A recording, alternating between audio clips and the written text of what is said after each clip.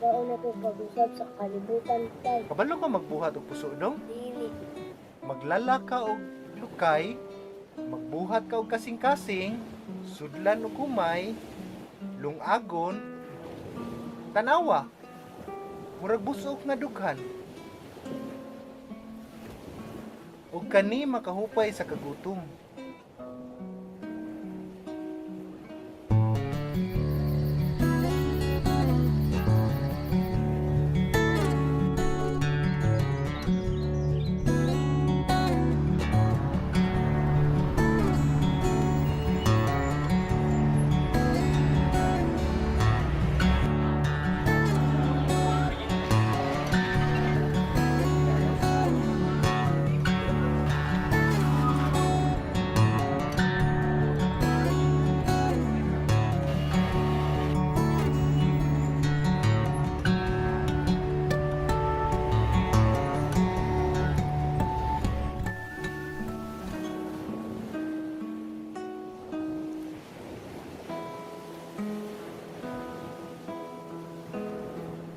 Usbo na to ang kalibutan, tay.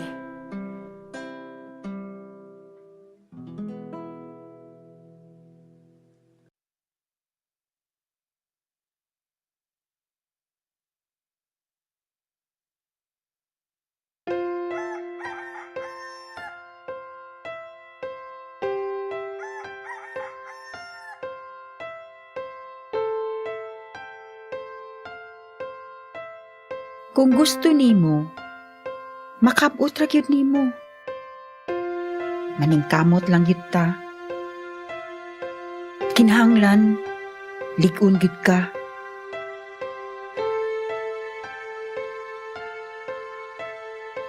Komplikado ang kinabuhi. Makat-on ka sa bisan unsang kasinatian. Hugot lang yun ang pagtuo.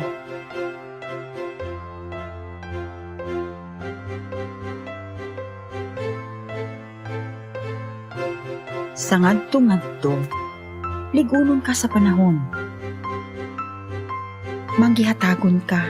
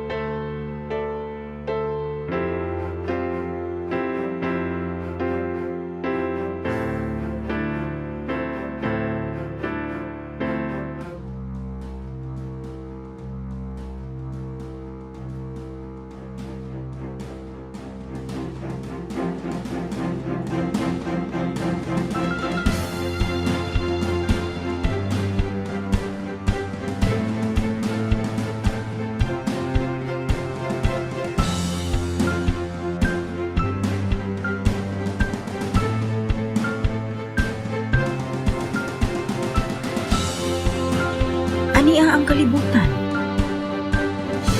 Imo kining tanan.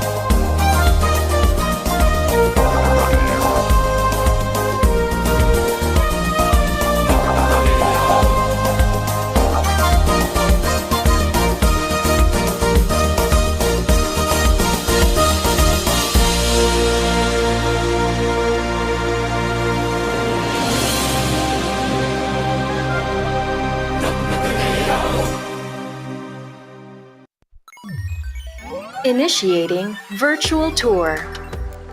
And we are live! Actually, this is pre-recorded. Hello there! You made it! Welcome to the virtual tour of the University of the Philippines, Cebu. I'm Annie, and I am a proud alumna of UP Cebu. And between just you and me, I had the best 4 years here in UP Cebu. I came from the College of Communication, Arts and Design, where we did not learn only the basics in journalism and other communication components, but they also taught us how to become relevant. You only have one viewer. My college is also home to the Fabrication Laboratory, where people meet and converge to use different equipment where they can fabricate things, stuff for the advancement of industrial and product design.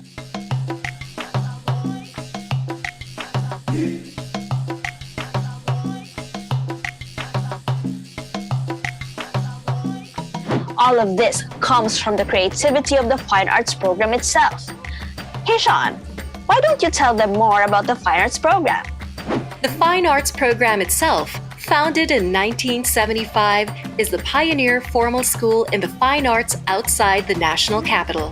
The college is also the host to nearly half a century-old annual painting competition, Jose Hoya Awards, in honor of the famous national artist Jose Hoya, and from whom UP Cebu's Jose Hoya Gallery was named after.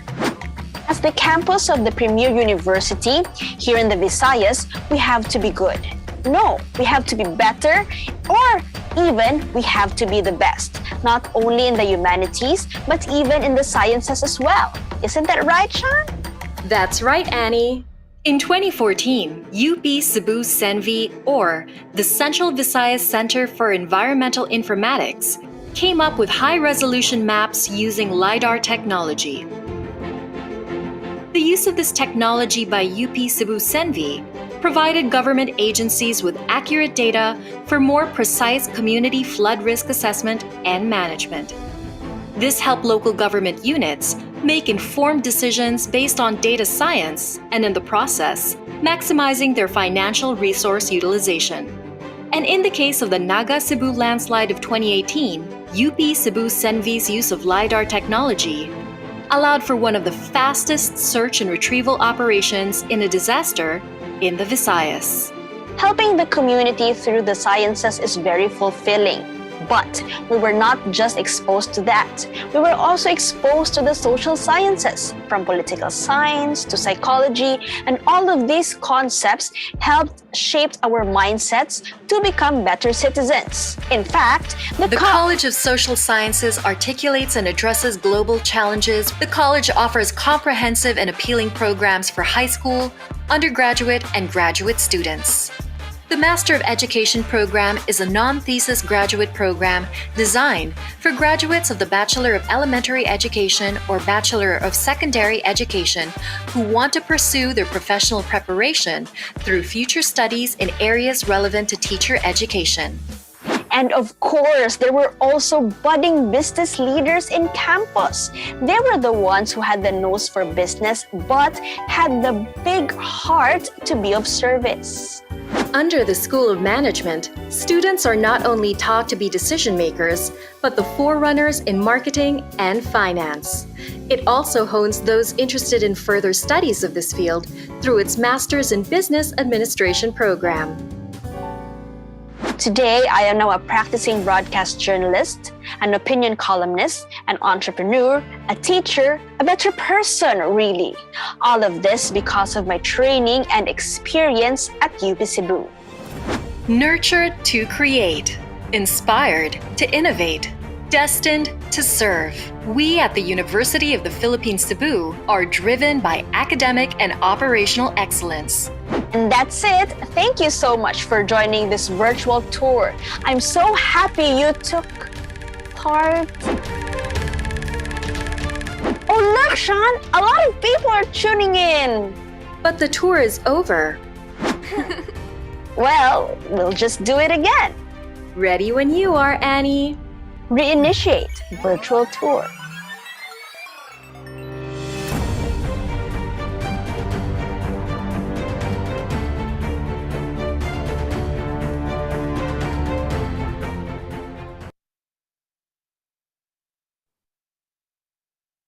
Hello, good afternoon to each and every one of you. Again, thank you so much for attending our session today. And speaking of which, this is the second of the 3 sessions. The series will give you an IP Foundation certificate or certificate of completion if you're able to finish the 3 sessions, which started, by the way, last week, June 9, the second session, which will be today, and session 3, which will be on June 23. But don't worry if you have not attended last week's session, there will be certificates for each session, which includes today's session. I hope everyone is giddy and excited as I am for today's topic and today's content. Now, this IP Foundation course is offered by University of the Philippines Cebu Teaching and Learning Resource Center and our partner, TTBDO here at UP Cebu, headed by the one and only Sir Jason Nieva. Now, I would like to call on the coordinator as well as the director of UP Cebu Teaching and Learning Resource Center, Dr. Natividad Esteliori, to give us a short message. A virtual applause, please. Thank you, Professor Erika. Maayong hapon sa tanan, and welcome back to the webinar series, Foundation Course on IP. Thank you so much for joining us in this second session of the webinar series. I'd like to acknowledge the presence of Sir Jason Nieva and thank him for sharing his valuable time and expertise in this topic. Good afternoon, Sir Jas. I also thank Professor Erika and Cabo for accepting the invitation as our host for this afternoon. Today's webinar aims to teach us about the thing that an up-and-coming entrepreneur needs to consider to have a successful business. And that is trademark. So let's gear up and learn from Sir Jas. Thank you once again and welcome.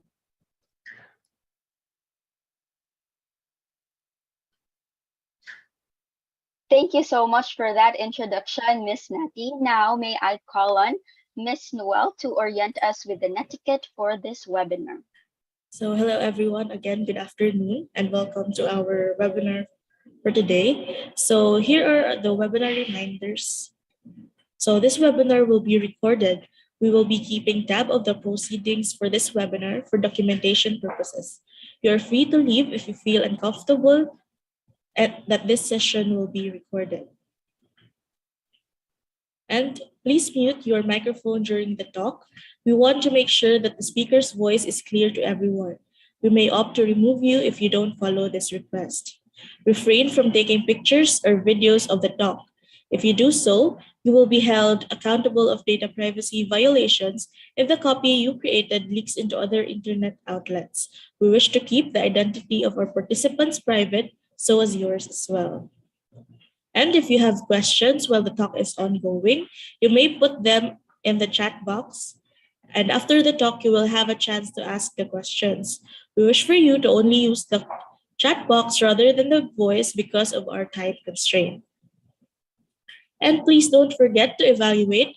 Your inputs on the webinar will help us improve our next webinars. And after you have answered the forms, you will be given a proof of participation. The evaluation link will be opened right after the webinar and shall remain open for only 10 minutes. And we are currently live streaming in our YouTube channel, TLRC UP Cebu. For those watching through our YouTube Live, you will get your proof of participation by staying until the end of the session. We will be announcing the instructions at the live chat, so please stay tuned. And if you want to get updated for future webinars and trainings, please follow and contact us on these platforms. We have our Facebook page, Teaching and Learning Resource Center, University of the Philippines Cebu. And we have our YouTube channel, TLRC UP Cebu, where you may rewatch or review our past webinars. And we also have our website, tlrc.upcebu.edu.ph, and you can send us an email at lrc.upcebu@up.edu.ph. Thank you very much. Thank you so much, Miss Noel. And again, this is the second session of the IT Foundation series that will cover everything you need to know about intellectual property.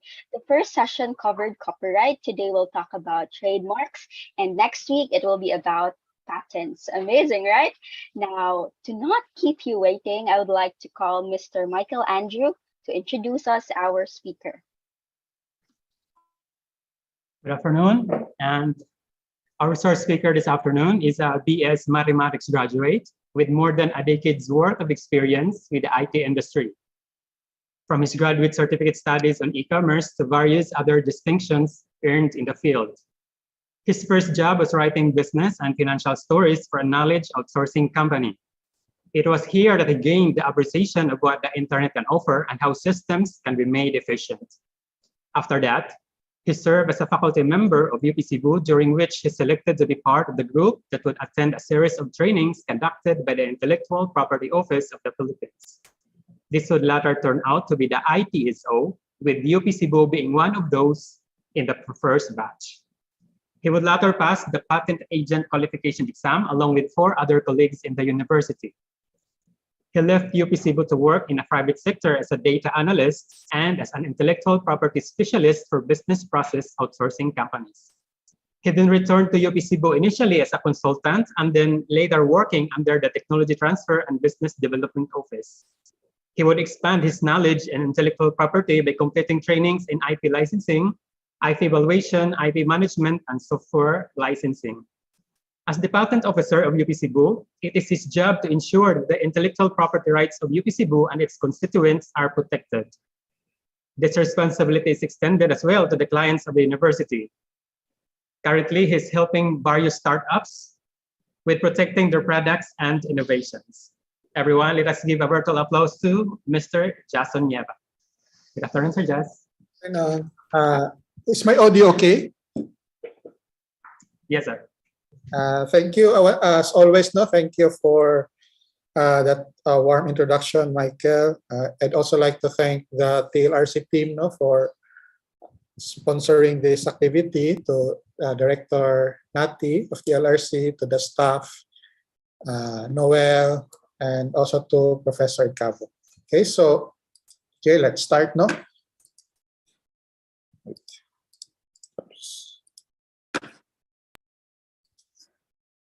Okay, so as mentioned earlier by the TLRC, so this is our second session of our foundation course, and for those who were with us last time, welcome back, and for those who are just attending, I welcome you and hope we have fun, and we learn something new. And today, of course, we'll talk about trademark and its value in business. But the discussion is going to mainly take a look on the properties of what it is about a trademark. How do we file for trademark? What are the techniques in getting a good trademark?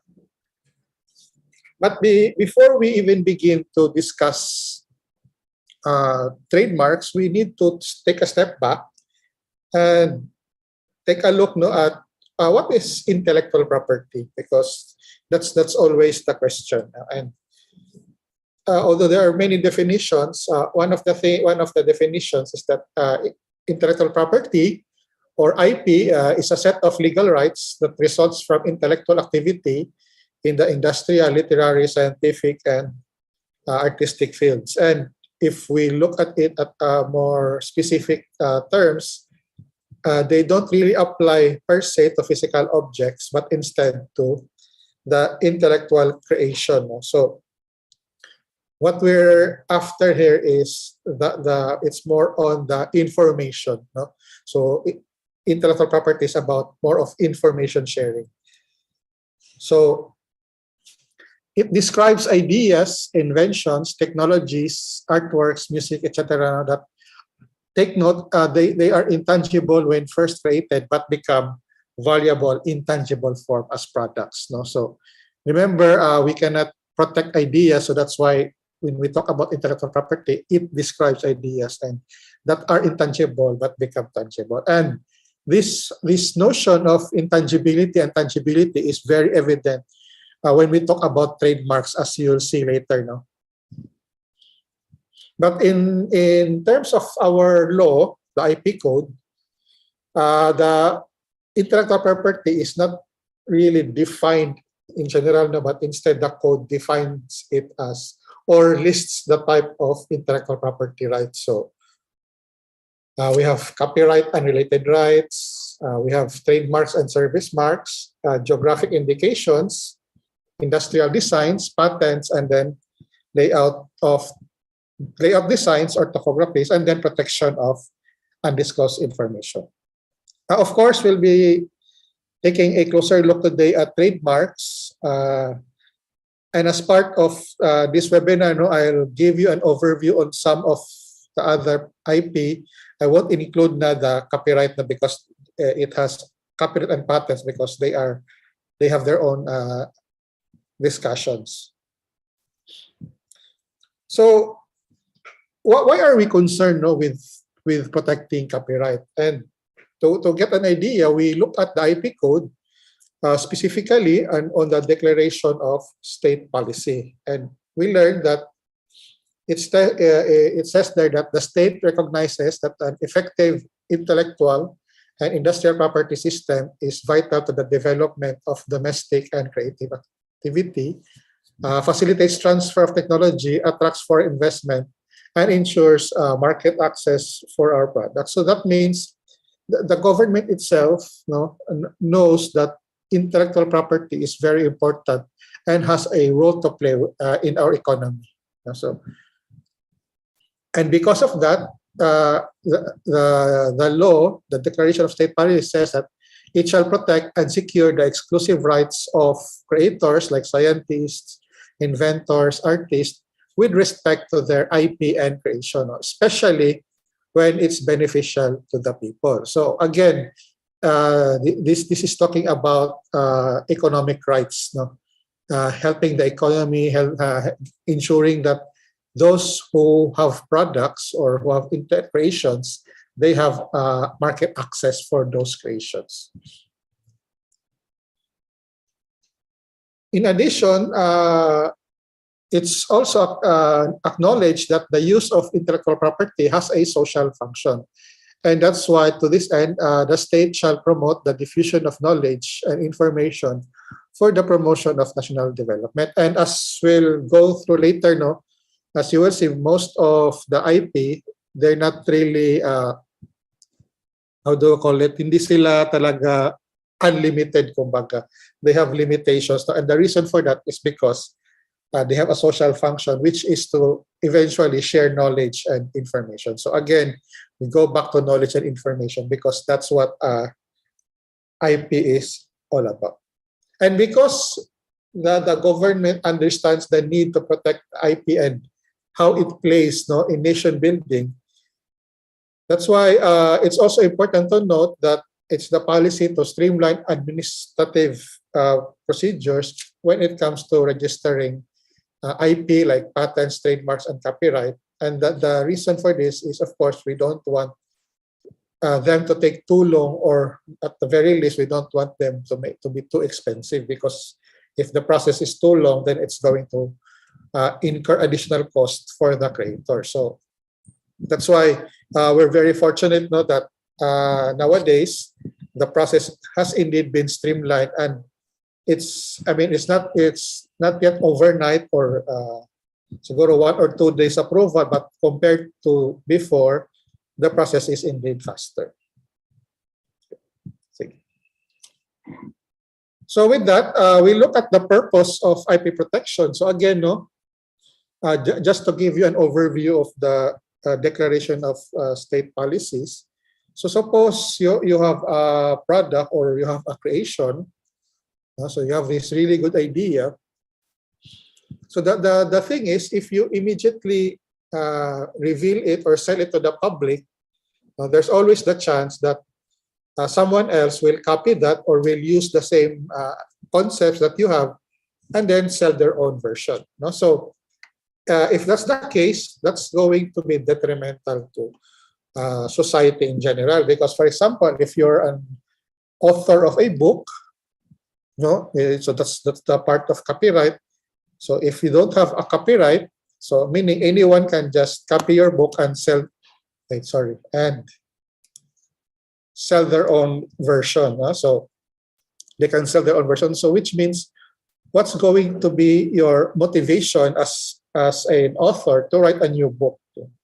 Diba? Kasi you spend time, what else? Effort, money to come out with a book only for it to be sold by other people. So the IP system gives you some advantage. No, it gives you some time to recoup those resources, those time, effort, and money that you use. So what's going to happen is, you're going to go to the government through the Intellectual Property Office. You're going to share with them this information about your creation. So they're going to give you a monopoly for a certain number of time, meaning you'll be the only one to sell, for example, your book. Or you're going to be the only one to sell your invention for a certain period of time.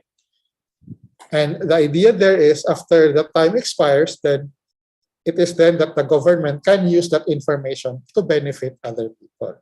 So another example of this is probably, although we're talking about trademark, when we talk about patents, for example, patents only take 20 years, and the reason for that is so that once the invention expires, it's part of public domain, so other people can benefit. No? So take, for example, medicine. So when you're the pharmaceutical company or the research company, you come up with a medicine, of course, the government will give you 20 years exclusive rights, meaning you'll be the only one who can sell that particular type of medicine. But after 20 years, then the government can then share that information, which means that's mainly the reason why, for example, in medicine, we now have generic drugs, because the patents for those medicine expired. No? So what happens? So we have more choices when it comes to medicine, and not only in terms of products, but also in terms of price. No? So in a way, that's the benefit of the IP system.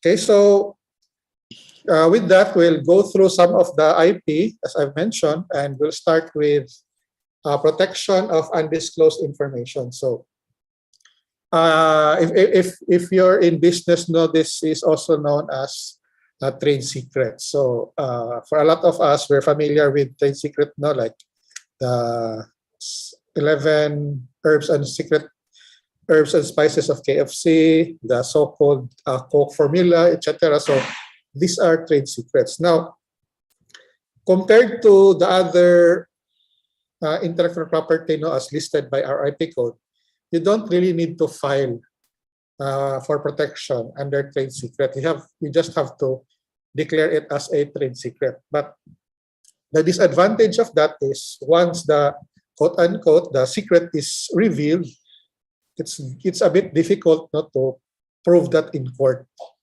because you have to show the court that you really did your best to hide the secret. So that's one of the difficulties when we talk about trade secret. It's easier to protect on the company side, but if it's revealed, it's going to be difficult to go after. No? But not just because the secret is out, it doesn't mean that you can you can let go of it, as we'll see with two examples. So the first example is, we have WD-40. Okay, for some in the audience, any ideas anong meaning ng WD-40? Why is it WD? Why is it 40? Sige, who can? You just put it in the chat. I think Noel and Michael will read if there are any answers now. Why is it called WD-40? What does it do, diba? Based on this picture, it stops squeaks, drives out moisture. What else? Cleans and protects. Sige, any idea? Sige lang, if wala, it's okay, no? Yeah, I'll give you mga 15 seconds. What about the TLRC? Any idea from TLRC? Yes, correct. No, it's the 40th formula of what? Of water displacement. No, so that's why it's WD-40, or not really the 40th try. No, the 40th mixture. But the thing is, if we recall, laboratories right now are more advanced, no, compared to when WD-40 started. So actually, it's been known that the formula for WD-40 has actually been, or the combination has been reverse engineered. So it's not really that secret anymore. But they say one of the reasons that WD-40 continues to come out with a so-called trade secret, na their formula is still a secret, because it's now used for marketing purposes. No? So meaning for many chemists, chemical engineers, for example, they probably know the combination, but for the general public, diba, we really don't care naman talaga, diba, kung ano talaga yung laman, but it still sounds nice, no, when you hear something like, oh, it's a trade secret, diba? So it's being used now for marketing. In the similar manner, it's been said that Twinkies has also filed, no, for trade secret with respect to their ingredients. And you'll probably be surprised, diba? Because this is a food, you're supposed to show ingredients, but in their case, what they did was they filed for a trade secret, and the reason being is they were afraid, no, na halimbawa for parents or children who will read the ingredients. Of course, there are names that will include possibly the chemicals, no? So in a way, they were afraid that if the parents read this, they'd be afraid of letting their children eat. So what they did was they had packaged it as a sort of trade secret, so they won't be forced to really put out the ingredients. No? So again, that's another interesting way of going about it. No? So unlike what we hear from Coke, that they're really hiding their recipe, so for WD-40 and Twinkies, they're different. No? Another example, of course, that's really guarded is the New York Times bestseller. And I'm sure many of you have heard of this, but no one really knows, no, their criteria. How are you considered as a bestseller? When is your book or novel classified as a bestseller? So that's their trade secret. Now, you're probably thinking, no, now these are big companies. That's why they have a trade secret. But what about you, for example? You have your small business, or yes, you have your small business. How would a trade secret affect you? But the reason is, even small businesses now have trade secrets. So for example, you're just hobby mo lang is mag-bake, diba? So nag-bake ka ng cake. So what's going to be your trade secret if that's going to be your business? Your trade secret is going to be your customer list. Sino ba yung mga suki mo? Of course, may listahan ka. Alam mo, for example, ito siya na customer will really pay well. Ito siya, yung preference niya is chocolate cakes compared to vanilla cakes. So may mga ganyan. No? So that particular customer list is going to be your trade secret. Kasi alam mo kung paano, kumbaga alam mo yung timpla ng mga customer. So that means even if you're a small business, you actually have a trade secret. You just don't know it yet. Okay. So moving on, we go to industrial designs. So this is mainly the ornamental or aesthetic aspect of an article. So design may be three-dimensional or two. So a lot of people sometimes are confused, no? So you can they confuse this with copyright, but ang design talaga is when we talk about design, yung when you have an actual product and how it looks. No? So for example, this one, so if you notice this chair, it looks like a sort of origami na, diba, na chair. So even if it has a feature, for example, foldable siya, that feature is going to be a different IP protection, because in this case, we're just protecting the design itself. Okay, so you have to remember that when we talk about industrial design, and design lang talaga, it doesn't include the functions, it doesn't include the process of how it was made, just the design. So in a similar manner, we have the Vespa, so we have really protected this design. That's why it's difficult not to find other motorcycles with its design, because it's protected. And of course, in the Philippines, we have Kenneth Cabonpuenos, known for his really good creations. And the thing to remember about Mr. Kenneth Cabonpue is that it's not just his creations, but the fact that every time he comes out with a new product, he always makes sure that it's protected. No? The industrial design is protected. So that's one of his advantages compared to other craftspeople na gumagawa din, because he makes sure that there is protection. So if there's infringement, he can always go to court.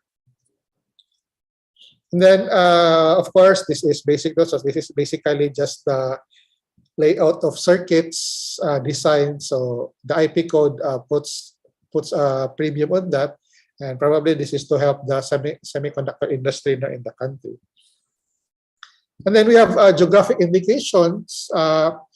They pretty much work like a trademark, except that it's just an indication which identifies a good as originating in a territory, region, or locality where a given quality, reputation, or other characteristic of the good is essentially attributable.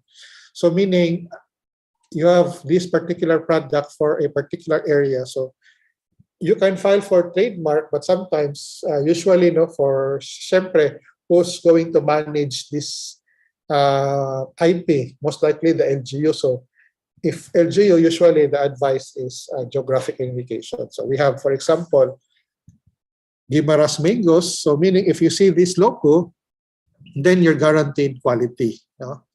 Then we also have the Tinalactao Cebu. So these are the weavings of the indigenous tribes in Lake Cebu in South Cotabato. Then we also have the Cordillera heirloom rice. So as you can see, and unlike as you will learn later, unlike in trademark, geographic indications is a little bit harder to achieve because there's a lot of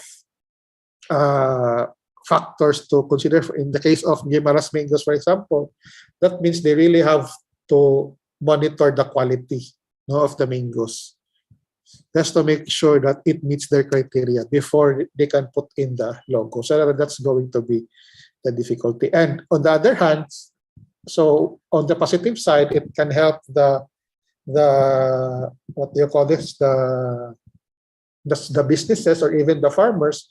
But on the other side, if there is really no strong government support, then it's going to also be difficult for the businesses, since it's an additional cost to them. So, for example, you're probably wondering, there's a lot in Cebu, so Cebu lechon. So how come we can't have some sort of geographic indication for Cebu lechon? And that's probably because you're going to have to put in standards, and in order to meet those standards, diba, if you're a small business you're just selling lechon, it's going to be difficult for you. And it's going to be disadvantageous, of course, if you don't have that particular logo or geographic indication. So again, it's not really that easy, and it needs the help of all sectors in a particular region, from the farmers, for example, from the business persons, all the way to the government. Okay, so with all of that, we now go to our main topic, which is trademarks, and we start with this quote that a brand is nothing but an expression of consumers' loyalty and trust. And if you're in the marketing industry or sector, you probably understand this. And that's the thing, though. Remember when we said earlier that intellectual property these are designs for ideas. Remember, we defined it as describes ideas that are intangible when first created, but becomes valuable in tangible form. So in the case of trademark, when you talk about trademark, kasi you're talking about brands, no? And when we talk about brands, it's not really more on the product, but it's more on the consumer or the customer side, how they feel about your particular product. Diba? Yan yung brand mo kasi, their loyalty and trust. So that's the idea behind trademark. That's why you also see na there are businesses that they have a different business name, and then they also have a different trademark name. Okay. So a trademark, in essence, is a word, a group of words, sign, symbol, or a logo that identifies and differentiates the source of goods or services from one entity, no, from those of others. So just basically it, no. And for example, in UP, our motto, we filed a trademark for that, so that it can't be commercialized, or if we have to commercialize it, then UP has ownership. So that's a word. And then we also have the logo of the School of Management. So they also have filed a trademark for that. And then this is one of the small businesses that we're helping, Bulahan. So again, as you notice, it has a logo and word. So it really depends on, on how you want to do it. But again, the important thing is that it's a word. It differentiates your product or your brand from other brands. For trademarks, it's important to note that the system follows a first-to-file rule, meaning the rights of a trademark is given to the party who first filed for a registration. Again, of course, there's going to be some fights on this, but generally, there are cases when IPOFA will also try to look into bad faith, or will also look into squatting, but which we'll discuss later. So what the idea here is, if I'm the first to file, then the rights is at that time is given to me. In addition, the legal rights are usually limited to the territory where they are filed. So if you filed for a trademark in the Philippines, then your trademark can only be protected in the Philippines. So that's the thing. So if you're going to expand to, let's say, Singapore, if you're going to expand your business to Singapore, then you're going to have to file for a trademark protection in Singapore. No? So if after Singapore, let's say you plan to have a business in the UK, then again, you have to file for trademark protection in the UK.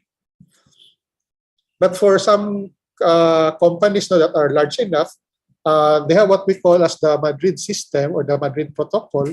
So this is a one-stop shop for registering and managing marks. So it allows the trademark owner to file one application in one language and to pay one set of fees to protect the mark in as much as 120 countries. So these are the countries that signed the Madrid protocol. So you only have to file, for example, in the Philippines with IPOFIL, and then pay a set of fees. But again, you have to remember that it says there that allowing the trademark owner, which means you need to file first in the Philippines. No, if your base country is the Philippines, so you can't file simultaneous. No, you need to file first in the Philippines. Then once you're done with that filing, then you can file for the Madrid Protocol filing. No? So it's not really hindi pwede na sabay mo lahat. So trademark protocol is granted to the Madrid, the trademark registration is 10 years na protection. So it's similar din sa Philippines. It's also 10 years from the date of registration. However, unlike sa other IP like copyright, patents, or even industrial design, the beauty about trademark is that it's renewable. No? So after 10 years, you can renew it. You can renew your registration. And so the process is, first you have to apply for registration. So for small businesses, this is usually 1,200 per class. We'll discuss the classes later. But once you apply for registration, that's when you can use the TM logo on your brand. So let's say TLRC, superscript TM. Then after that, it's going to undergo what we call as formality and substantive examination. Basically, what's going to happen is the IPO field is going to check if your trademark name or the name you're applying for is allowed. So there's going to be some trademarks that's not allowed and trademarks that are allowed. So they're going to check. So assuming everything is above, if there are problems, then the IPO field will not immediately cancel your application. They will still email you with their questions, with their findings, and then you have the right to answer naman. Meaning you have the right to defend why your trademark should be approved. So assuming everything is okay, that's when we go to the publication of opposition. So you have to pay here, and publication, usually it refers to, it's going to put it in the database and then wait for a certain number of days for people to oppose. Because it's possible that during the examinations they may not have found some of the things, but when they put this to publication, show it to the public, and maybe someone will complain. And then after that, if there are no opposition, you're going to be issued a certificate of registration. Again, there's a corresponding fee for small businesses. It's 570. Then after that, your trademark is then published. But again, there's another fee.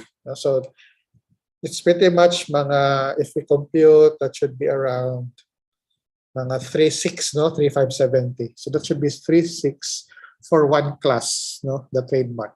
But once it's published, or once you've reached the publication of registered trademark, that's when you can change the TM to R. That means the trademark is registered. So if you see logos with the word R, meaning their trademark has been approved. If you see logos with TM, most likely they're still in the application process.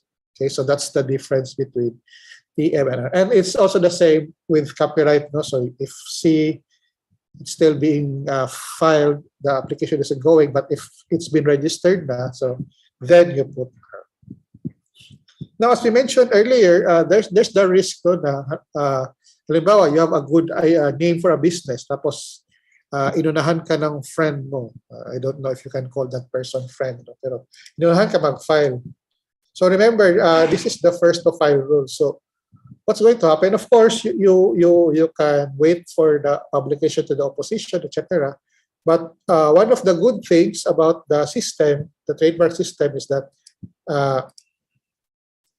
the IPO field requires what we call as trademark maintenance. So meaning, while you can file for to protect a trademark, it's not just there for the purpose of just filing. So we have what we call as you need to submit a declaration of actual use.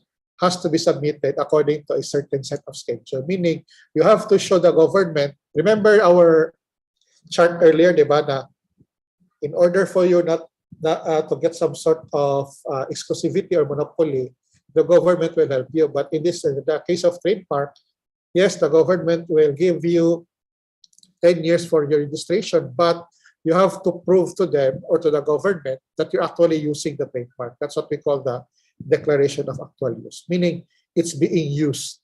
You use that trademark. So it's hindi siya tulad ng iba na kukunin yung website name mo tapos walang gagawing website just for the name. So in the case of trademark, you really have to prove, and it's not easy in a way. So for example, it's within 3 years from filing, and then you also have 1 year from the 5th anniversary, so and then another year from the renewal. So again, the idea here is, yes, you can file for a trademark protection, but again, you have to prove that you're using it in business. So that's the important thing to remember. And one interesting case that happened, I think, is in the European Union, where I think McDonald's before they lost a case using the Big Mac na name, and the reason was they filed for trademark, but wala pa silang tinayo at that time na mga branches sa Europe, or even if there was McDonald's na stores, they did not offer the Big Mac product. So one of the smaller na mga stores then within the European Union, they complained that McDonald's was not using the trademark name, and they won at that time. So now, you have to show that you're actually using the trademark. Okay. Now, as we mentioned earlier, there is what we call as a formality or substantive examination, and then there is also the publication for opposition. So which means, so we have this formality and substantive examination, and we have the publication and opposition. So these are the two avenues for people for your trademark to fail. So first part is with the IPO fail, and then second part is with the public. So that means during these stages, we have what we call as trademarks not allowed. So for example, number one, if it consists of immoral, deceptive, or scandalous matter which may disparage or falsely suggest a connection with persons living or dead. So in our case, for example, if may naggawa ng kahit t-shirt lang with UP Cebu, diba? So of course, UP Cebu, or even UP in general, UP has the right to determine if that individual or group has the right to use the trademark. Because of course, diba, it's suggesting that maybe they're part of UP, or even if they're not part of UP, they have permission from UP. So those are not allowed, and this can be disputed. Of course, you're not allowed the flag or coat of arms or other insignia of the Philippines. So not allowed ang flag to trademark. And then of course, you're not also allowed to yung portrait or signature of a living individual except by his written consent. Or portraits of a deceased. So you really cannot, it's pretty simple. You cannot trademark people without their consent. Of course, sige. So for example, if you were with IPO Phil, for example, or you were the consultant, would this trademark be allowed? What do you think?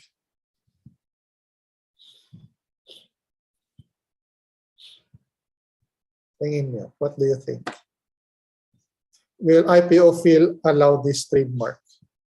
So you have Manny Pacquiao.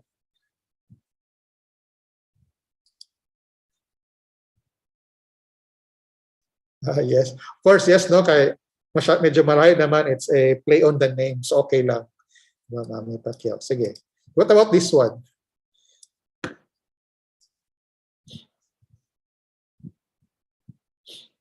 Do you think we can file a trademark for that? Okay, the reason no is because the face, no, but if we remove the face, then it's okay. Diba? It's similar to Manny Pacquiao. If tanggalin natin yung face, then you have Chito Marienda, then that's probably okay. Now, it has a high possibility of being approved. Because again, you remove the face, but if you have to include the face, then you have to get, yes, correct, you have to get the written consent. Now, because you're associating it with, of course, Chito Miranda of Parokya Edgar. But again, if you remove the face, then it's okay. So obviously, these examples are most likely hindi to nag-file ng mga trademark. Sige. We also have trademarks not allowed if they're identical with a registered mark belonging to a different proprietor or a mark with an earlier filing with respect to the same goods or services closely related or resembles the mark. So this is one of the parts na medyo confusing for some people, and the reason being is this is because we're talking about classes. So under the trademark, we divide trademarks into two goods, which is classes 1 to 34, and then services, which is classes 35 to 45. So what we're saying here is, unlike sa DTI, usually kasi sa DTI, diba, if you submit for a business name, there's a big probability that they won't approve if may kapareho ka. But in trademarks, you can have something similar provided they're not in the same classes, no? As long as different class, and of course, hindi naman masyado obvious yung infringement. Okay, so that's why if you're starting as a small business and then you naglagay ka ng effort, no, and then lumaki talaga yung business mo, then you have to add other classes in order to protect your brand. Sige. So for example, this is an example of a filing. So 1, 2, 3, 4, 5, 6, 7, 8, 9, 10. No? So it has 10 classes, 7 for goods, and then 3 for services. So sige. What kind of business do you think this is? No? So imagine 10 classes siya. So they have tumblers, they have clothing, they have games. They're selling games, toys. They're selling food products containing fish, no? Poultry, coffee, non-alcoholic beverages. They're also into advertising. So any idea kung anong business to? So these are 10 classes. So of course, we know this is a really big business, diba? It's a big company. Siyempre may 10 classes na. Sige, so we have supermarket. Pwede siya, but medyo, medyo limited siya if supermarket. But yes, it's a good one. Sige, other, one more. Hotel, pwede hotel, but you're going to sell clothing. But sige, so hotel, it's actually, it's Jollibee. So as you can see, although we're familiar with Jollibee as a brand, as a food, as a fast food company or fast food establishment, we can also see that from their end, they're looking to protect a lot of classes, because if they're going to just use, for example, 29, then when it comes to non-alcoholic beverages, pwede sila magaya, no? So pwede ka kung gumawa halimbawa na Jolly C, no? Of course, I will not use the logo of the B, but for the name itself, Jolly C, there's a chance na pwede ka ma-approve. Okay? So that's the thing about to remember. So meaning as you grow bigger, you're going to look at the different classes. So sige lang, we'll discuss about that later. So another example is, so as I mentioned earlier, when we talk about trademark, sometimes it's okay to have same names, no? Although as you can see, different naman yung design. The one on the left is just the word, and then on the other, meron siyang effects, no? But again, under DTI, it's possible na you cannot get this approved, no? But under trademark, it's okay, because the one on the left is class 12, which are for bicycles, and then the one on the right is for nutritional supplements and clothing. So again, they're from different classes, so it's not going, and also the way the name has been designed is not really confusing. No? So that's the beauty about trademark. So pwede siya na kapareho. Then we also have another example. So we have, diba? So we have similar, but the one on the left is oil, which means it's a different class. The one on the right is probably a restaurant or a food establishment. So again, they're different. The logos are also different, but even if they sound alike, so there's really no avenue for confusion. So yung isa is oil, yung isa is restaurant. So that's always the thing to remember, no, when you're talking about trademarks, when you're planning to come up with a company name. So as long as there's no confusion. So in this case, for example, we have these two. So if this were to apply, no, for trademark protection, the one on the left will probably pass, but the one on the right may not, because if you look at the original, it's too similar, diba? Then if you look at, even if you argue, no, na let's say Mang Inasal is just focused on chicken, and then Mang Inasal will be, let's say, focused on sauce, although they're different classes, since they're in the same industry, then Mang Inasal can always file for opposition. No, na the logo is confusing, and in a way, yes, because if I'm the customer, di ba, if the logo is far away from me, I would think that it's Mang Inasal. So that's the idea with trademark infringement. But you compare that with the other one, it's not really that clear, no? Na you have Mang Inasal, of course, you know, they're probably how do you call this, inspired by Mang Inasal, but they really have a different approach, so it's okay. Then another one, so if this is your source and then this is your trademark, again, wala kayo, it's not really problem, because even if Netflix, for example, will trademark Emily in Paris, so it's probably a movie or merchandise. So the one on the right is food. So again, it can be approved, no? And again, there's no risk of confusion, Mansad, no? So that's one of the things that we also have to remember. We also have what we call trademarks not allowed, contrary to public order or morality.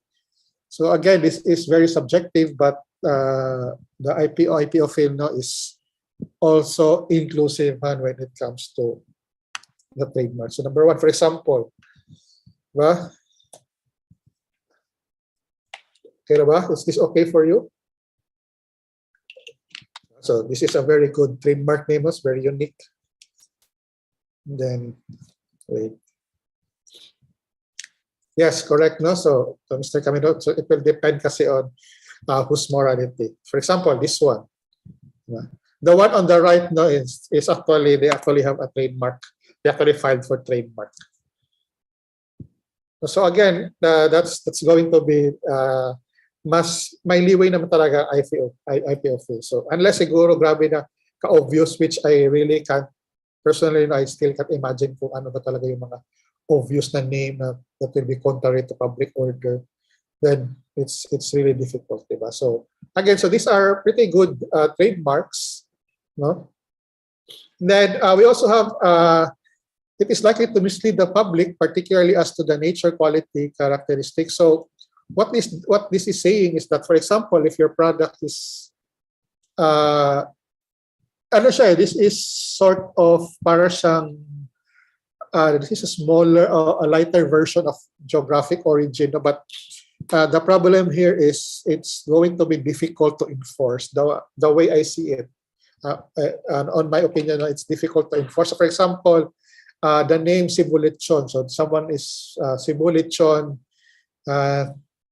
ni Jason, for example, and then I'm going to sell it in Manila. So that's going to be difficult, no? Because if you see that you're going to, if you're from Cebu province, for example, or Cebu City, then you're going to have to oppose now. What are going to be your standards? Why are you opposing the name Cebu Lechon by Jason, no? So is it because it's not made in Cebu? Is it because I'm not from Cebu? No, so, but again, no, if you think if it's likely to mislead, then you have to find. But it's going to be difficult, no? Because it's always easy. For example, I can always say na I learned the recipe from my friend in Cebu, di ba, mga ganun, no? So that's why when we talk about a geographic origin, it's always good to bet. It would be better sana, no, if we have an actual geographic indication. No? That's why ang daming Cebu Lechon. But again, it's also detrimental in a way because halimbawa may nagbenta sa ano ba example na pwedeng countries na may pork. In Australia, may nagbenta ng Cebu Lechon doon. And they really have a bad experience. It will reflect eventually on the CP. No? So that's going to be difficult also. So again, it's usually pag may name kasi it's really difficult. No? Not allowed also signs that are generic for goods or services that they seek to identify. So if you're selling spoons, for example, you cannot brand it as kutsara, for example. No, you cannot use the generic name for the goods because it will mean other people cannot now use. If na bigay sa'yo ang trademark, then meaning other people cannot use it. So you have the IPO field will not allow that. But again, it will depend again on what class. No, so for example, we have the umami. So umami is, di ba? We know it's a taste. It's a sense of taste. But they're under class 29, which is preserved food or meat extract. So in a way, okay lang siya to use. And they didn't use the word talaga na umami, no? They made a play on word. So that's also okay. We also have, when it consists exclusively of signs, no, that have become customary to design goods. So for example, the high voltage sign, no, si Sir Michael Siomay sa TISA, so inardo. O say proof, diba, nga sa TISA siya. Yes. Okay, so you cannot trademark the high voltage sign, for example, no, but because it's common. But again, there are still some limitations to this one. It will really depend on for example, the approach of the Intellectual Property Office as well as the approach of the public, especially when it comes to opposition. For participants, no, that from Cebu, for example, di ba? I'm sure na alala niyo yung that Tosloboa na ano, di ba? That Tosloboa na controversy. So there was a group na they filed for a trademark for Tosloboa, and of course, pag dating sa opposition, there were a lot of people who complained, no, that why was it approved in the first place when generic siya. But the thing to remember, no, again, you go back to the trademark filing. What's usually in the trademark filings, diba? You have to choose a class. So which means if these people, they file Tosloboa as a food, then chances are it's not going to be approved because again, Tosloboa is a famous mana food dito sa Cebu, no? Especially particularly in Pasig. So if you look at their filing, you'll see that they're actually under class 43 and they're not goods but they're services. So they're offering services for providing food and drink. No? So meaning when you talk about Tosloboa kasi you're referring to the food, diba? But what they did was they used the term Tosloboa but they filed it under services, which is providing food and drink. No? So that's why it's possible. That's probably the reason why they were approved, because even if it's a generic name, but they're using it on a different class. So that also matters. So even if sikat na ang Tosloboa, then okay. So that's also one way siguro of looking at it if you want to get away from the other the other criteria na from geographic. So for example, Siomay sa TISA. So instead of filing it as food, then you can file it as services for providing food. So again, it will depend on how you approach your filing. So discarded din talaga when we talk about trademarks. And then one example is, ito, I'm sure you've seen this.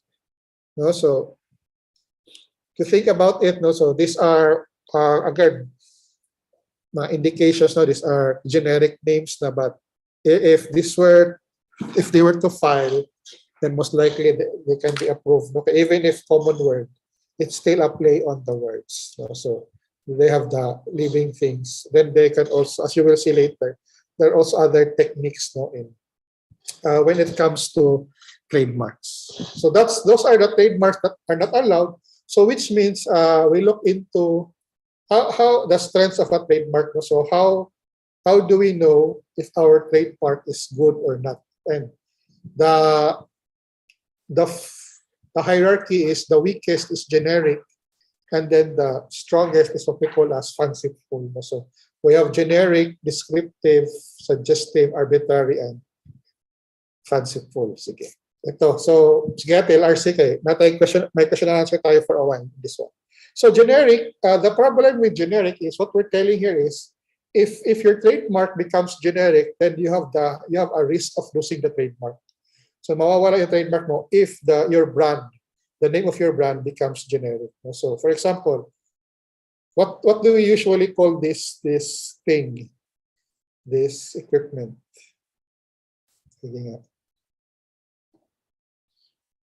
What is this one?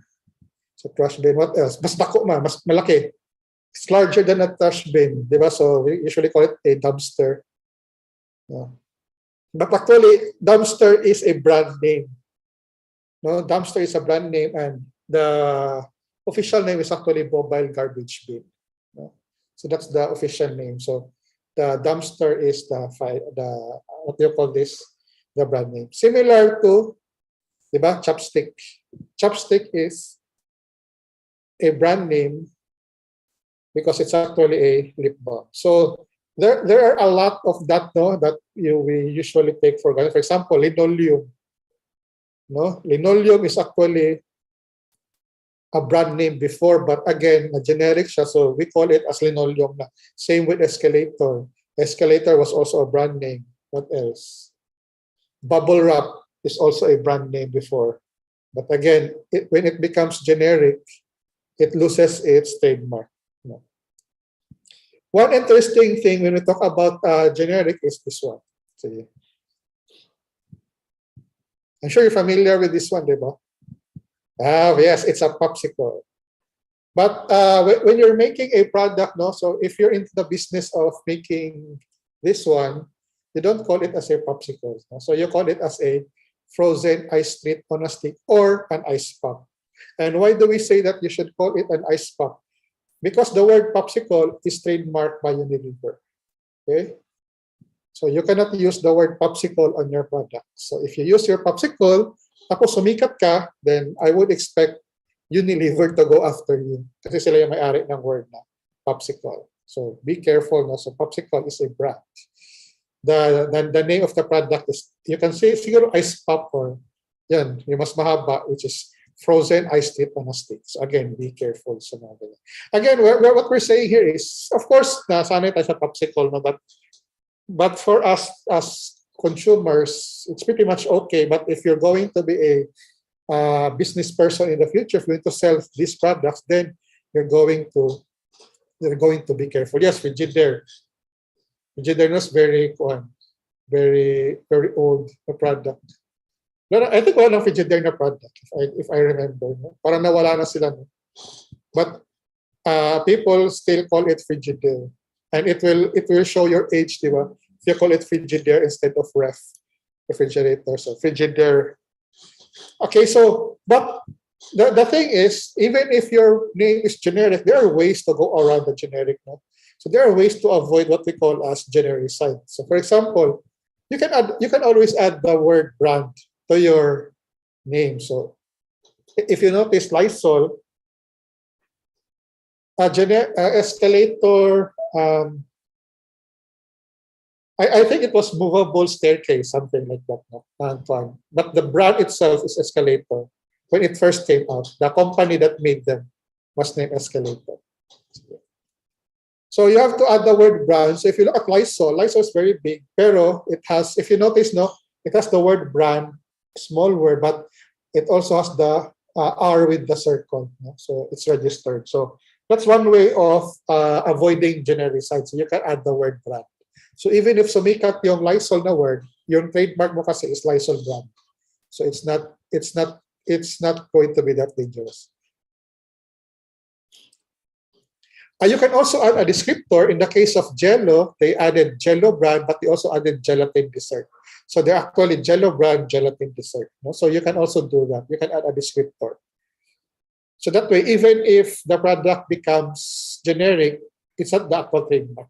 So that's one way of protecting. Of course, I think it's mentioned in the comments earlier.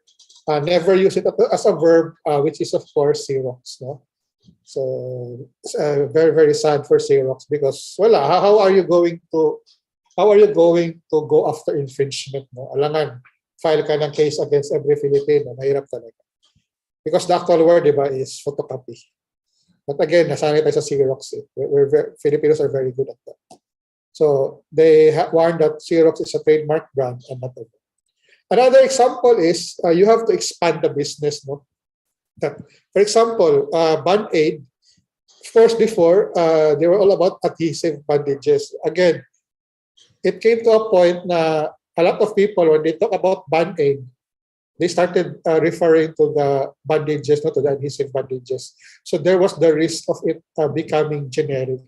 So what Band-Aid did was they expanded their business and came out with new products, just so they can continue protecting their trademark name na Band-Aid. Kasi if they weren't going to do it, na sumikat talaga na when you talk about Band-Aid, yung bandage lang yung naisip mo, for a lot of people, then na generic siya. But what they did, nag-expand siya to other products so that they can have other Band-Aids. No? So when you say Band-Aid, people will now ask, for some people that of course are familiar na.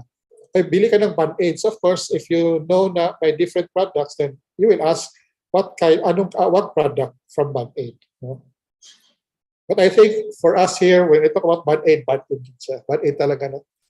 Yung talaga adhesive bandage. Another way is to add a descriptive terms in your product. So for example, cool and breezy air conditioner. So but again, it's still a bit weak.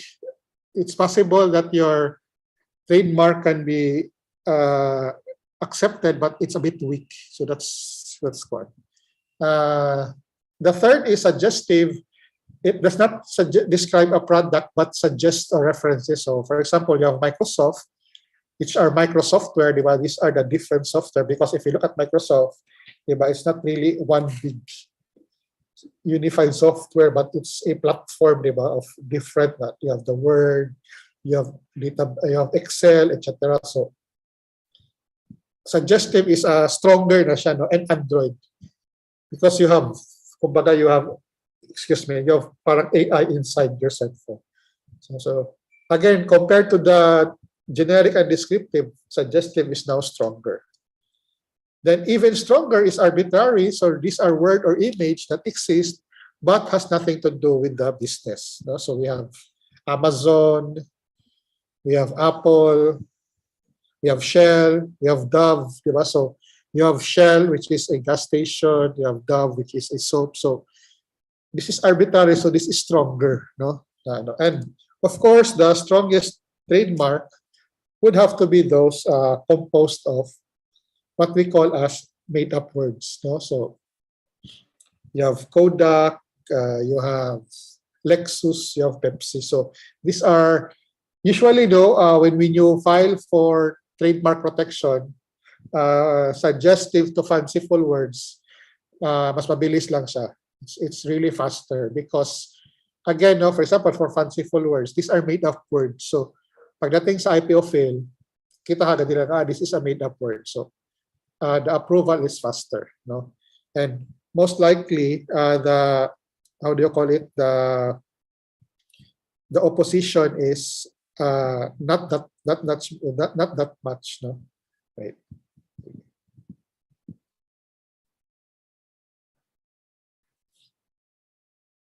Okay, let me check. Okay, so with that, so we've pretty much actually covered trademarks, what are the filings, what needs to be done, etc. What are the strong trademarks? So we're now going to relate it to what can MSMEs do about trademark. No? And to start off, when we talk about IP, usually people associate it with, again, big companies, Microsoft, Apple, Metaverse. But actually, when we talk about IP and even trademark, MSMEs also have an important role to play. No? Yes, Miss Joanne. Na Kodak has been used, but I think it's only here sa Philippines. Ang Kodak na naging picture. From what I know, it's not really. So if you look at the statistics from PSA as of 2020, can you imagine 99.51% of businesses in the country are MSMEs, and only 0.49% are large companies. And out of those MSMEs, 88.77% are micro companies. So meaning there's really a large potential, no, if we can only make use of the IP, no, and the IP system, especially for the MSMEs. Kasi laki if you notice, micro, and 99% of all businesses. And then looking at how it's divided, we can also see that a lot of The MSMEs are more on the wholesale and retail trade, repair of motor vehicles and motorcycles, no? So meaning yung mga vulcanized industries, mga ganun na business. And then it's followed by other industry, but accommodation and food is also high, no, in terms of MSME. So we have manufacturing. There's a bit about financial. So again, there's really a high potential, no, that people haven't yet exploited in a way. No? And if you look at the distribution, the highest is in NCR in terms of micro, and of course also the small, and then this is followed by Calabarzon. No? I think Cebu, Central Visayas is fourth, I think. Fourth in terms of micro and possibly the small, no? So Central Visayas. So we can see, no, that there is a lot of potential, but again, as I always emphasize, no, in a lot of my talks, one of the issues we have is this: there's really not much appreciation, no, when we talk about IP. And again, because when you talk about trademarks, for example, MSMEs will always look at the cost, diba? As we mentioned, one class lang is 3,600, diba? So meaning, if there were two classes, it's going to be around 4,000 or 5,000. So for some MSMEs, it's going to be really difficult. But the thing is, when you file for trademark, for example, we believe that for businesses, if you're really filing for trademark, it shows commitment, no? Especially not just in your business, but also on the long-term goals. Na you're really in it for the long run, no? Because imagine you file for trademark, meaning there's at the back of your mind there's this plan to expand. Kasi diba, if you're filing for trademark, you're not going to be limited, for example, to Cebu City lang. So again, it shows commitment because you're spending money, you're spending resources, no, you're branding. But that's also one of the key things that hopefully will help you move forward. And if you notice what happened during the pandemic, diba, ang daming naglabasan na small businesses, mga nagbenta ng food, nagbenta ng plants, the plantitas of the Philippines, etc. But what happened when we started entering the new normal? Nawala unti-unti yung iba. No? But if you're really into the business, then you really have to protect your trademark. Because it also helps you create some sort of bargaining power in the end. No? So especially if halimbawa sumikat ka na, no? Marami na nakakakilala ng products mo or ng brand mo, then it's going to help you in the future. So halimbawa, you're going to now from your house, you now have to rent an actual na unit, no, for you to bake, for example, because you have this you have the customers na, you have the recognition na, then maybe you can now deal with the owners of the building, for example, no. Maybe you can ask for a different terms. So my bargaining power, because you have this with, you have this trademark. And it's also going to help you expand easier. So I always tell some MSMEs, no, na, for example, if you have a business in Cebu, why not have it also in other, but hindi naman kailangan na ikaw. Let's say you have a friend you're in Cebu, you have a friend in Cagayan de Oro who's also into baking. Diba? So instead na sabihin mo sa kanya, instead na gagawa pa siya ng bagong name, why not let them use na lang your name? Diba? Kasi na-trademark mo na. So at least you now have a presence in two different areas in Cebu and Cagayan. So again, it helps you kasi sabihin mo na your friend in Cagayan, for example, na why will I use your name? So you can say na because you already have this branding, no, in Cebu City, nakilala ka na. So if may magtanong sa Cagayan de Oro, they can always say, ay, marami na itong customer sa Cebu. So it's going to be faster, no, when you hopefully want to expand. And of course, it's going to create a positive image. No, again, remember, trademark is more on the customer side. No, what they think about your brand. So if they really like your brand, then the value of your asset is going to increase. No, so again, since it's customer loyalty, it's intangible. No, but if you translate that, for example, to let's say oh, I have these customers, they're going to buy if I sell this. So once you make that into something tangible, like cash, for example, equivalent cash, then you now have this IP na, no? You have the bargaining power, you have the commitment na. Because you have the loyalty naman eh. So sabihin mo, as long as they see that name, bibili at bibili talaga yung mga clients mo. Diba? So intangible, the loyalty is intangible, but if you compute that in terms of, let's say, sales, then that becomes tangible. And that's where the IP comes in. Okay?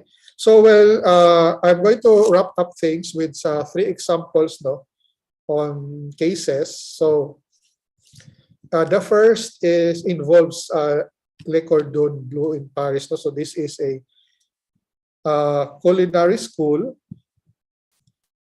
in France. So they tried to register their trademark, no, in the Philippines. But during the opposition stage, it was opposed by a local entity which used the same name. And it turns out, ang owner pala nung business na yun sa Philippines was one of the graduates of this culinary school.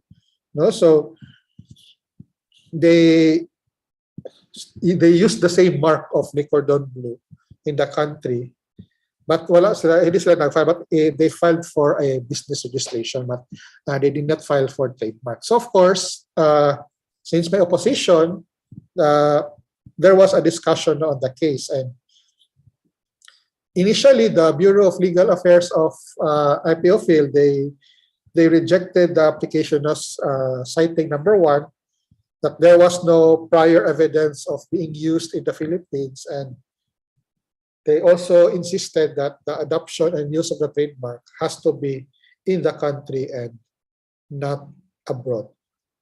However, the Director General then of IPOPhil reversed this decision.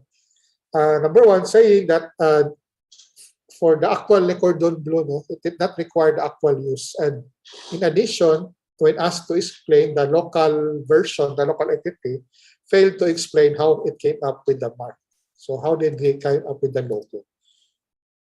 So the decision was not to approve, was to approve the application of Le Cordon Bleu because the local entity had unjustly appropriated the mark, meaning there was a bad faith use. And that's actually one of the reasons, no, na a famous mark can be granted if the prior user, because bad faith, no, it's obvious that they copied the name and inunahan nila before it came to the country.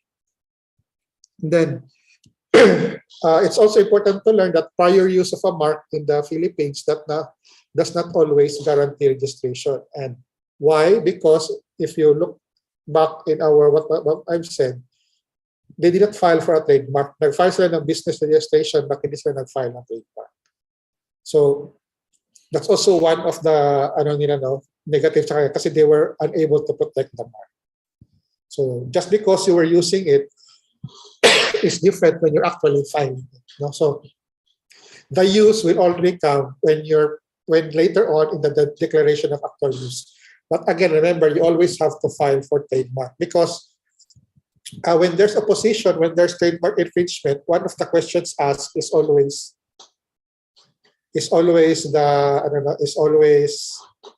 who filed first. If the director did not overturn, they can go to the courts. So they can go to the judicial process. So I think they can skip. They can go now to the Court of Appeals, and then they can go to the Supreme Court. From what I've read for other cases, they can also go to the RTC first, then CA, then Supreme Court. So there's always the court. No? The advantage lang of limiting the mediation between IPOPhil is hindi siya masyadong magastos because you're limiting it first with IPOPhil. So usually, if hindi na talaga nagka-agree ang parties within IPOPhil, then doon na pupunta sa court, which is of course more expensive. And of course, that's what happened with McDonald's versus the McJoy, no?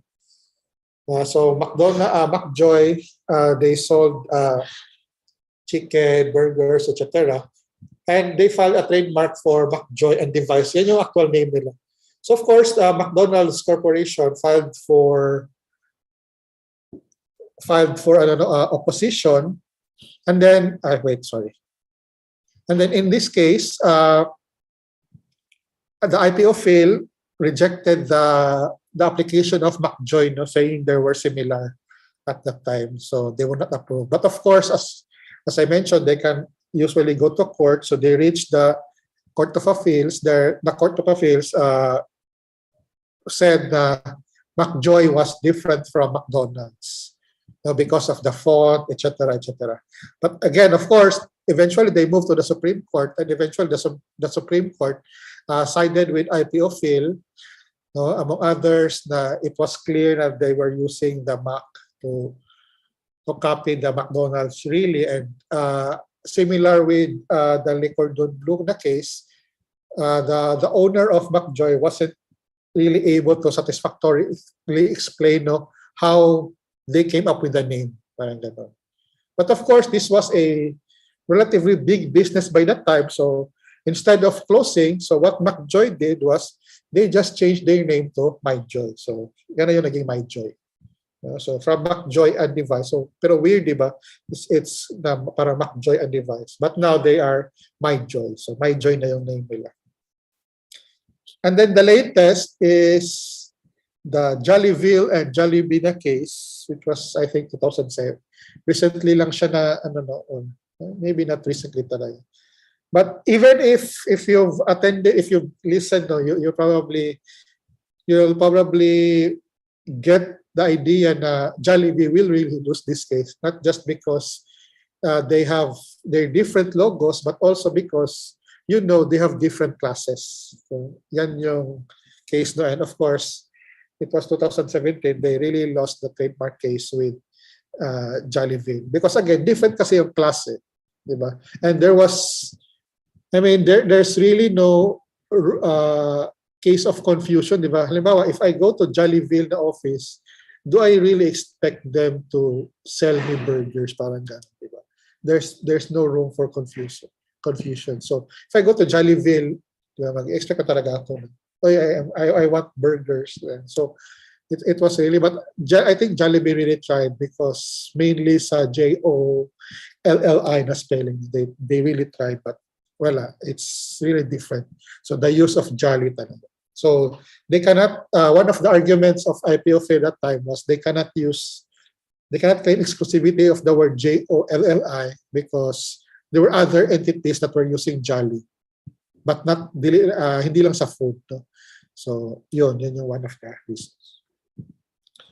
Okay, so with that, I'll end my discussions on trademark. So I hope we have some learnings and some fun.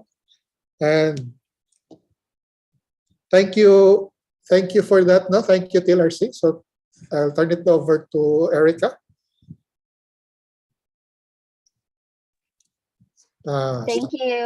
Thank you so much for that information-filled talk, Sir Jazz. Before we send you to our open forum, I would like to reiterate that this is a webinar series. We started last week. This is our second session, and we still have another one on June 23. Take note, there will be a certificate of participation for each session. And to those who can finish the 3 sessions mentioned, you will be receiving a certificate of completion. Truly, trademarking is a significant step in safeguarding your brand's identity. It will prevent, competitors from duplicating your brand and stealing your clients. Furthermore, it will also provide some protection if those counterfeiters do anything that harms your reputation. So we have your questions here, and we'll try to accommodate each. Ms. Noel and Sir Michael, do we have now? If you have questions, kindly place them in our chat box, because I guess Sir Jason would be very much willing to accommodate each. It was really something we've learned many things today. Like this one is a brand name, and we thought of it as just like a common noun or something that we just use. Like for example, when we say Paserox dito, something like that. It's actually a brand, or Pakodak if it's, some silent traditionalists and boomers are still using the word Kodak, Sir Jas, no? Pakodak ta diri, pagudak ta dito. So something like that. Even the new, no, bawa, Scotch tape, di ba? Scotch tape is actually a brand name. Ano pa ba? Scotch tape, styrofoam, those were brand names, no? So styrofoam is actually dapat polyester foam siya, general term. Styrofoam is the brand. So I think it's generic naman. So wala na, no? So And even in Visayas, Sir Jas, no, when we use Colgate, papalit ako Colgate, we refer to a toothpaste. Ano kasi siya, nakuha magod siya kanang, it was the first, di ba? Usually, pag ikaw ang first, the people will have a tendency to associate you. That's why Frigidaire, di ba? Because that's one of the early brands, di ba? Na ano. Yes, and lingaw naman siya. Escalator question ganina is moving staircase. The general name is moving staircase for escalator. And one interesting thing that I've also learned, Sir Jas, was dumpster. Because even in Hollywood movies, they really refer that thing as a dumpster, and that's actually a brand.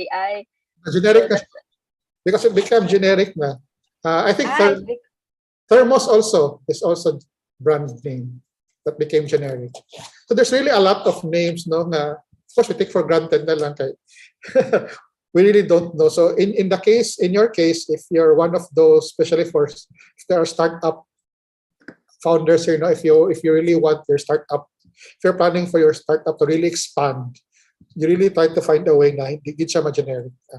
That's really one of them. Okay. Sige, I think wala man siguro questions, America. Yeah, I think there are no questions. So that's it. I hope this webinar helped you a lot. And remember that the protection of intellectual property is essential for encouraging innovation. Businesses and individuals would not realize the full benefits of your discoveries if ideas were not protected, and you would also spend less time on research and development. Next week, everyone, Sir Jason will still be with us to look into the other aspects of intellectual property. So as creators, remember that your creations must always be protected, and please do not also copy, or maybe subconsciously you're copying the creations of others. So we are almost at the end of our webinar, and of course, may we request everyone to open their cameras for our photo op. Sir Michael Andrew will be the one to facilitate our picture taking. Yes, so I'm giving some time for the others to open their cameras. So I'll request na yung may mga cameras, please open nyo po para mapasali po tayo sa documentations natin.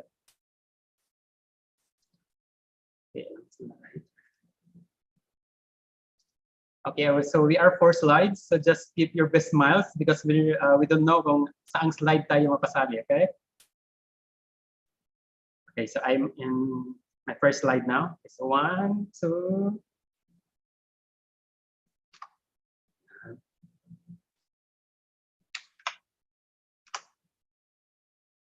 Okay, second slide.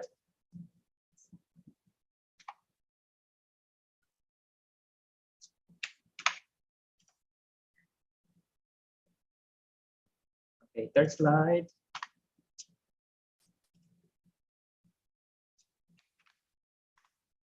And our last slide.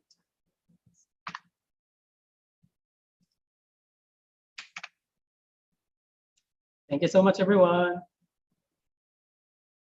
Thank you so much, Sir Michael, for giving us a little breather. But it's a breather to smile in front of our cameras, even though it's just in virtual setting. So let's call again Miss Noel to present the certificate to our speaker.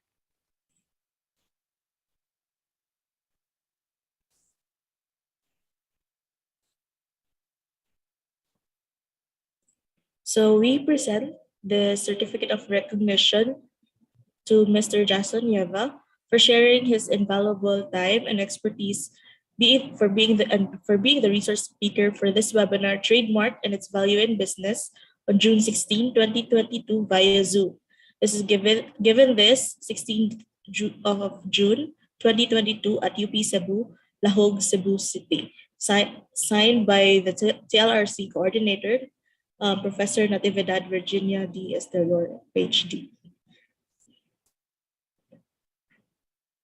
Okay, thank you so much, Miss Noel. And can we give a virtual applause to our speaker for today's session? And again, we still have another session for you guys next week for the last part of our IT Foundation course. Now, for our evaluation link, Miss Noel and Sir Michael will be placing the evaluation link here in our chat box. Remember that our evaluation and processing of your e-certificates are automated.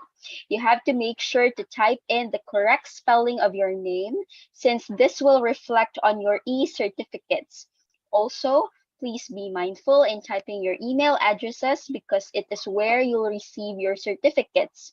We suggest that you keep a copy of your response in the evaluation for you to verify if you made mistakes. Again, please don't forget to click that button in there, send me a copy of my responses for you to verify and to keep track of your response.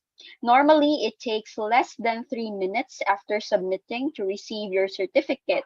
Should you not be able to receive it by 5 p.m. today, just send a reply message with your concern to the confirmation email that we sent.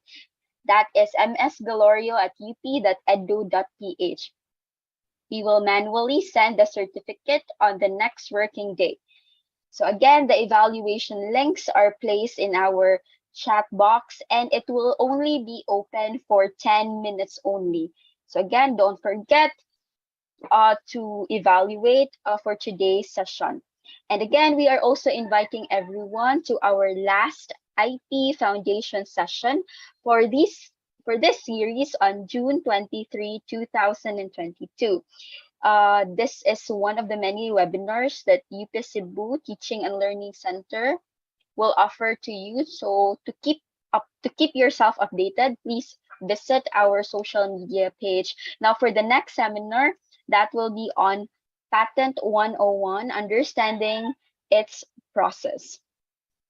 Again, the evaluation link is in our chat box. Please make sure to input the right details. And on behalf of UPTLRC and TTBDO, we appreciate your presence and we hope to see you in the next session. So keep safe, everyone. Stay healthy. And this is Erica signing off. Thank you, everyone. Yay, thank you, Miss Erica. You're welcome. Miss.